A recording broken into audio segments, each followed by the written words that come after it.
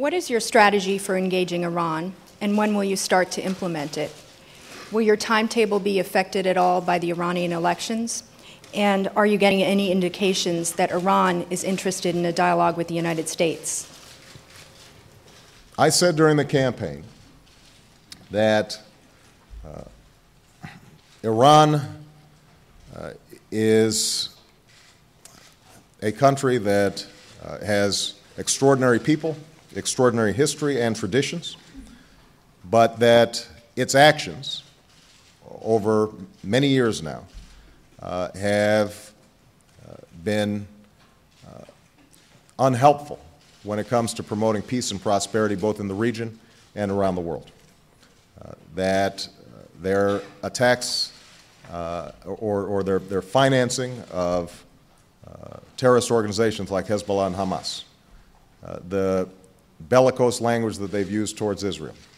their development of a nuclear weapon or their pursuit of a nuclear weapon, that all those things create the possibility of destabilizing the region and are not only contrary to our interests, but I think are contrary to the interests of international peace. What I've also said is that we should take an approach with Iran that employs all of the resources at the United States' disposal, and that includes diplomacy. And so my national security team is currently reviewing our existing Iran policy,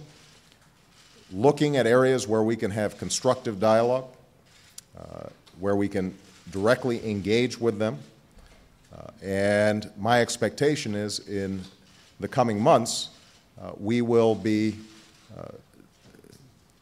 looking for openings that can be created where we can start sitting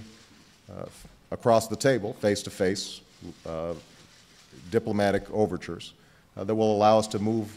our policy in a new direction.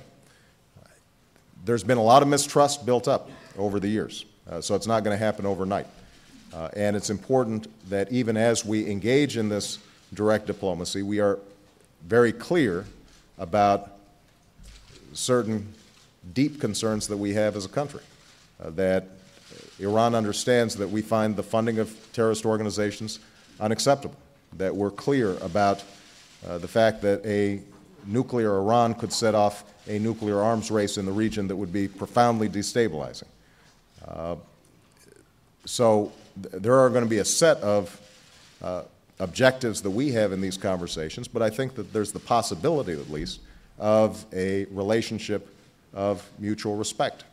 and progress. And I think that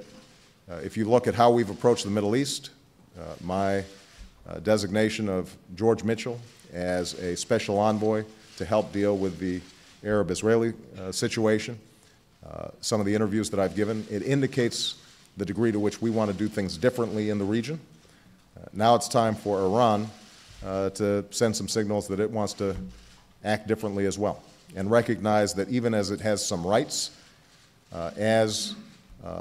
a member of the international community, with those rights come responsibilities.